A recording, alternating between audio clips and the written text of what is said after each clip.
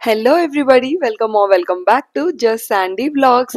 ఈ రోజు వ్లాగ్ ఏంటంటే 2025లో ఫస్ట్ ట్రిప్ కి మేము వెళ్ళబోతున్నాము. ఎక్కడికి వెళ్ళామో thumbnail చూసి ఆల్రెడీ తెలిసిపోయి ఉంటుంది. సో ఇప్పుడు మీరు చూస్తున్నవి జర్నీలో చిన్న చిన్న క్లిప్స్ అన్నమాట.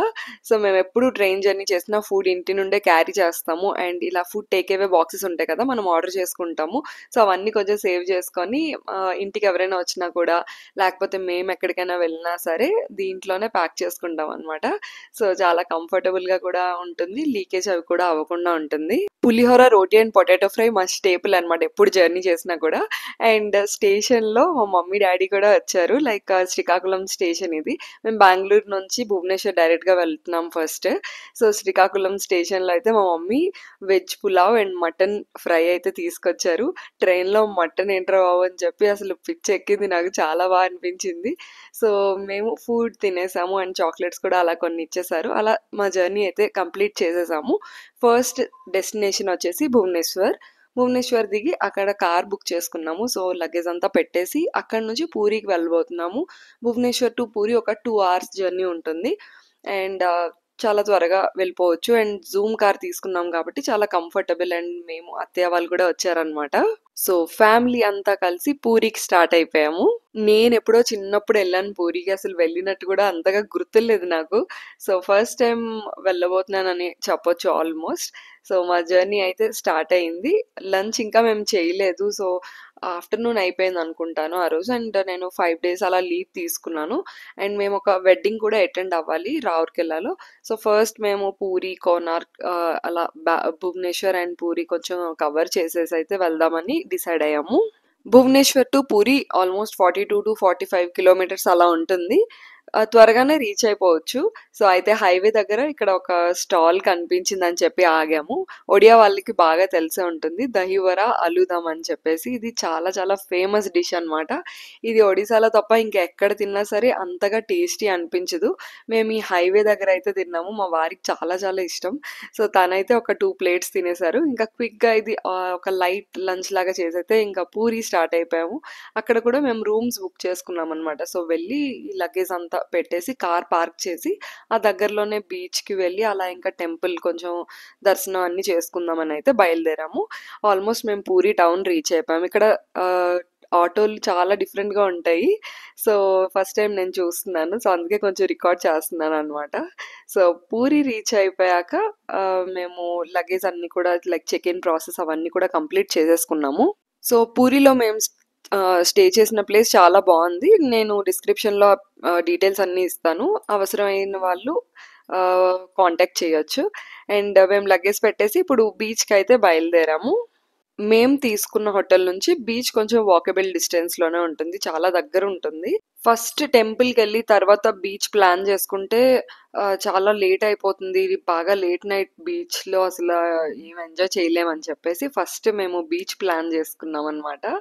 సో బీచ్ లో కొంచెం బాగా తడిసి ఇంకా ఆడుకొని ఇంకా బాగా ఫ్రెష్ అయిపోయాక ఇంకా రూమ్ కి వచ్చి మళ్ళీ ఒకసారి స్నానం చేసి అప్పుడు టెంపుల్ దర్శనానికి ఈవినింగ్ హారతి టైంకి అలా వెళ్దామని ప్లాన్ చేసుకున్నాము.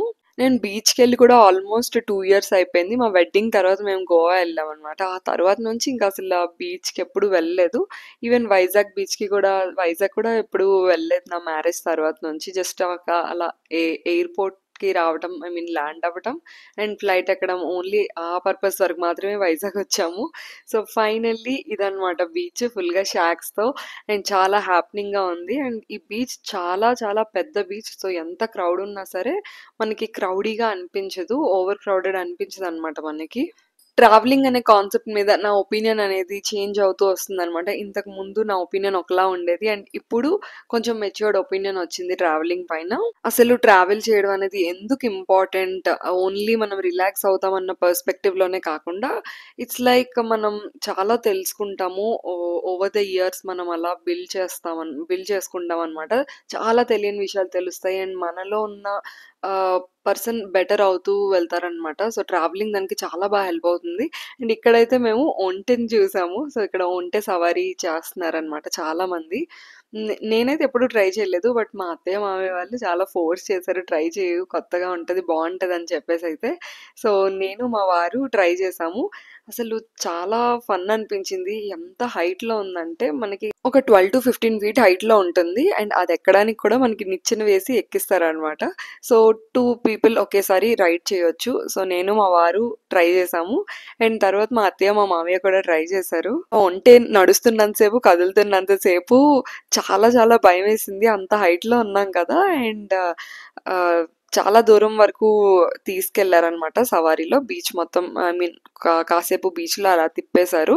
అండ్ ₹100 చార్జ్ చేస్తున్నారు పర్ పర్సన్. అండ్ ఒంటె అయితే చాలా చాలా ఫాస్ట్‌గా నడుస్తుంది. సో, ఎక్కడికైనా ట్రావెల్ చేసినప్పుడు ఇలా చిన్న చిన్న మెమరీస్ అనేవి క్యాప్చర్ చేసుకుంటే over the years will build a very good memory lane for us. మా వారైతే చిన్నప్పటి నుంచి చాలా సార్లు పూరి వచ్చారంట. కానీ ఎప్పుడూ ఈ ఒంటె సవారీ ట్రై చేయలేదంట. సో, ఫస్ట్ టైమ్ మేమిద్దరం అయితే ట్రై చేసాము. చూడండి he was so excited to try this. బెంగుళూరులో అమ్యూజ్మెంట్ పార్క్స్‌లో బుల్ రైడ్ ఉంటుంది కదా! సో, ఆ బుల్ రైడ్ మీద ఐ మీన్ ఆ బుల్ మీద కూర్చునేటప్పుడు బుల్‌ని మూవ్ చేస్తూ, రొటేట్ చేస్తూ ఉంటారు కదా! ఆ ఫీలింగ్ వచ్చింది కొంచెం. మీరెప్పుడైనా ఒంటె సవారీ ట్రై చేసుంటే కామెంట్ చేయండి. అండ్ హార్స్ రైడింగ్ గానీ, ఇలాంటివేమైనా కొత్త కొత్తవి ట్రై చేస్తే మీకసలు భయం అనిపిస్తుందా లేదా అనేది నేను I mean I just want to know how many people are actively into this అని చెప్పి. అసలు అడ్వెంచర్ ఉంది అంటే చాలు మా వారు డెఫినిట్‌గా అది ట్రై చేద్దామనే అంటారు. అది ఎక్స్‌పీరియన్స్ చేద్దాం ఎలా అయినా సరే అని అంటారు. సో, కొంచెం సేఫ్టీ స్టాండర్డ్స్ మెయింటైన్ అయితే చాలు he will definitely try it. Almost sunset అయిపోతుందనమాట. సో, సన్‌సెట్ టైమ్‌లో ఈవినింగ్ టైమ్ వెళ్ళాం కదా! చాలా రిలాక్సింగ్‌గా అనిపించింది. సో, బెంగుళూరు స్ట్రెస్ అంతా బెంగుళూరులోనే వదిలేసి ఇంకా హ్యాపీగా, రెస్పాన్సిబిలిటీ ఫ్రీగా చక్కగా ఎంజాయ్ చేస్తున్నాము. నిజంగా బీచ్‌లో ఉన్నంత సేపు అసలు టైమే తెలీదు కదా! చాలా త్వరగా టైం అయిపోతూ ఉంటుంది. అండ్ మా ఒంటె సవారీ ఎక్స్‌పీరియన్స్ చూడండి. కంటిన్యూయస్‌గా ఒంటె జస్ట్ నడుస్తుంటే ఇంకా మొత్తం హోల్ బాడీ ఇంకా మూవ్ అయిపోతుంది. చాలా భయం అనిపించింది. మేమైతే గట్టిగా పట్టుకొని రైడ్ చేసాము. బట్ మా వారైతే హ్యాపీగానే ఎంజాయ్ చేశారు. తనకి ఇవన్నీ కొత్త కొత్త విషయాలు ట్రై చేయడం చాలా ఇష్టం. అండ్ ఈవినింగ్ టైం చాలా పీస్‌ఫుల్‌గా అనిపించింది బీచ్‌లో. ఈసారి మేము చాలా తక్కువ డేస్ కోసం ప్లాన్ చేసుకొని వచ్చామనమాట.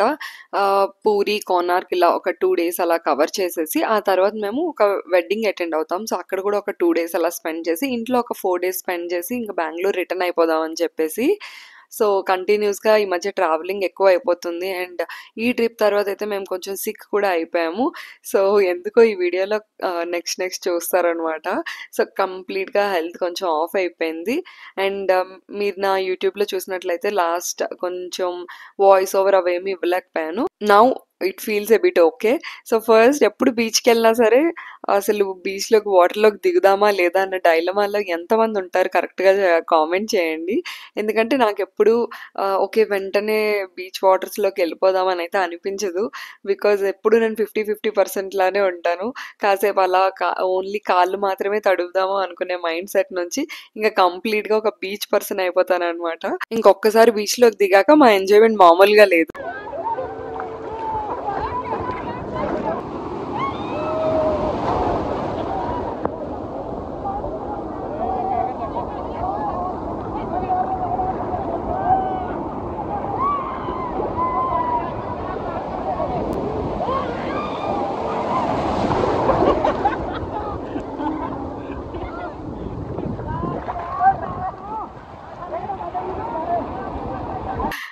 సో, మా వారు కూడాను అలానే ఫస్ట్ హెసిటేట్ చేశారు. ఇక్కడ చూడండి ఇంకా కంప్లీట్‌గా మేమైతే బీచ్‌లో స్నానం చేసేసాం ఆల్మోస్ట్.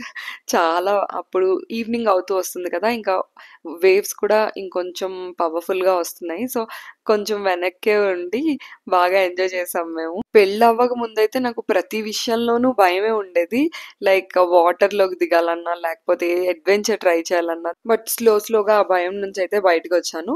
సో, మంచి బీచ్ సెషన్ తర్వాత మేమింకా ఒక మంచి చాయ్ తాగేసాము. అండ్ నా బెస్ట్ ఫ్రెండ్ అయితే వచ్చేసింది. తను పూరీలోనే ఉంటుంది. లాస్ట్ నా 10,000 సబ్స్క్రైబర్స్ వీడియోలో చెప్పాను కదా! తను ఇంటికెళ్ళిందని చెప్పి. తను పూరీలో ఉంటుందనమాట. సో, తను కలవడానికి వచ్చింది బీచ్‌కి. అలా కాసేపు తనతో మాట్లాడుకొని అక్కడి నుంచి మేము రూమ్‌కి వెళ్ళి ఫ్రెష్ అవుదామని అయితే అనుకున్నాము. తనే నన్ను డ్రాప్ చేసింది. సో, బెస్ట్ ఫ్రెండ్ రైడ్స్ మీకు ఎంతమందికి ఇష్టం అండ్ ఎంతమంది ఇలా ఎంజాయ్ చేస్తారో కామెంట్ చేయండి. యాజ్ ఎ ఫ్రెండ్స్ మేమిద్దరం ఎంజాయ్ ఎంజాయ్ చేయడం చాలా తక్కువ. మేము ఇండివిడ్యువల్‌గా ఎంజాయ్ చేసినా సరే కలిసి ఎక్కువ టైమ్ స్పెండ్ చేయలేకపోతున్నాం అనమాట. ఒకప్పుడంతా కాలేజ్ అలా ఉండేది కదా! సో, కాలేజ్ టైమ్‌లో ఎక్కువ అసలు ఎంజాయ్ ఏం చేయలేదు. నెక్స్ట్ బెంగుళూరు వచ్చాక కూడా తనకంటూ ఒక లైఫ్ అండ్ నాకంటూ ఒక లైఫ్ ఇలా సెపరేట్‌గా అయిపోయింది. ఇద్దరం కలిసి ఎంజాయ్ చేసేది చాలా తక్కువ. ఇలా రైడ్‌కి రావడం చాలా ఫన్ అనిపించింది. రూమ్‌కి వెళ్ళి క్విక్‌గా ఫ్రెష్ అప్ అయిపోయి ఇంకా టెంపుల్‌కి రెడీ అయిపోయాము. మేము స్టే చేసింది హోటల్ సొనాలి అన్నమాట. లొకేషన్ నేను పిన్ చేస్తాను. ఈ హోటల్‌లో స్టే చేయడం చాలా అనిపించింది. ఎందుకంటే ఇక్కడ నుంచి వాకబుల్ డిస్టెన్స్‌లో బీచ్ ఉంటుంది. అండ్ ఇక్కడ నుంచి వాకబుల్ డిస్టెన్స్‌లోనే టెంపుల్ కూడా ఉంటుంది. సో, నా ఫ్రెండ్ అయితే నన్ను టెంపుల్‌కి స్కూటీలో తీసుకెళ్ళిపోయింది. మా వాళ్ళందరూ కూడా ఇంకా వాక్ చేస్తూ వచ్చేసారనమాట. చాలా దగ్గర. ఫైనల్లీ పూరి జగన్నాథ్ స్వామిని దర్శించుకున్నాను. నాకు చాలా హ్యాపీగా అనిపించింది. ఇన్ని ఇయర్స్ తర్వాత అయితే నేనొచ్చాను. ఎప్పుడో చిన్నప్పుడొచ్చాను. ఆల్మోస్ట్ ఒక 23, 24 ఇయర్స్ అయిపోయిందనుకుంటా. ఆ తర్వాత మళ్ళీ వచ్చాను పూరి. నైట్ టైమ్స్ లైట్ సెట్టింగ్స్‌తో చాలా అమేజింగ్‌గా ఉంది. అండ్ చాలా పీస్‌ఫుల్‌గా గూడా ఉంది. అండ్ ఆ రోజు నా ఫ్రెండ్ చెప్పింది క్రౌడ్ చాలా తక్కువున్నారు ఎక్స్‌పెక్టెడ్ కన్నా అని చెప్పి. సో, మా దర్శనం కూడా చాలా త్వరగా అయిపోయింది. అండ్ ఇక్కడ లైన్‌లో కూడా ఎక్కువ టైం ఏమి అనిపించలేదు. అండ్ పూరి అనేది చాలా పెద్ద టెంపుల్ కాబట్టి సేమ్ యాజ్ ఇట్ ఈజ్ ఎక్కువ క్రౌడ్ ఉన్నా సరే మనకి ఓవర్ క్రౌడెడ్ అనిపించదు. అండ్ టెంపుల్‌లో మనకి మొబైల్ ఏమి కూడా ఎలో చేయరు. సో, మేమైతే ఏమి తీసుకెళ్ళలేదు. మా దర్శనం అంతా కంప్లీట్ అయిపోయాక సో, బయట మేము మొబైల్స్ అవన్నీ పెడతాం కదా! సో, అక్కడి నుంచి మొబైల్స్ తీసుకొచ్చి కొన్ని ఫోటోస్ అయితే తీసుకున్నాము. ఇక్కడ చూసారా అసలు కొంచెం కూడా క్రౌడ్ లేరు. కనిపించట్లేదు అసలు. సో, ఇదంతా పెద్ద టెంపుల్ అన్నమాట. అండ్ పూరి టెంపుల్ పక్కనే మనకి గార్డెన్‌లా ఉంటుంది. సో, ఆ గార్డెన్‌లో మేము చాలా సేపు కూర్చున్నాం దర్శనం అయిపోయాక. చాలా పాటలు అవన్నీ వినిపిస్తూ మంచిగా అనిపిస్తుంది ప్లెజెంట్‌గా. అండ్ ఒడియా వాళ్ళమందరం జగన్నాథ్ స్వామిని ఎక్కువగా కొలుస్తాం కదా! సో, పూరి అందరికీ చాలా ఇంపార్టెంట్ ప్లేస్ అన్నమాట. ఫైనల్లీ నేను పూరి వచ్చి ఇక్కడ ప్రసాదం కూడా తిన్నాను. సో, అక్కడే మేమందరం కూడా ప్రసాదం తినేసి డిన్నర్ అయితే కంప్లీట్ చేసేసాము. టెంపుల్ అయితే నిజానికి చూడముచ్చటగా చాలా చక్కగా ఉంది. నా హార్ట్ ఫుల్ అంటారు కదా! సో, ఆ మూమెంట్ అన్నమాట. నా డే 2 కోనార్క్ వెళ్ళాము. సో, ఆ వ్లాగ్ కూడా నేను పోస్ట్ చేస్తాను. Stay tune to just Sandy vlogs. So, దర్శనం అయిపోయాక నా ఫ్రెండ్ నన్ను డ్రాప్ చేసేసింది. అండ్ అక్కడి నుంచి తనైతే వెళ్ళిపోయిందనమాట. So, that's how our evening ended. So, పూరిలో ఒక హ్యాపీ ఈవినింగ్ అని చెప్పొచ్చు. చాలా అనిపించింది. Keep watching just Sandy vlogs. Bye.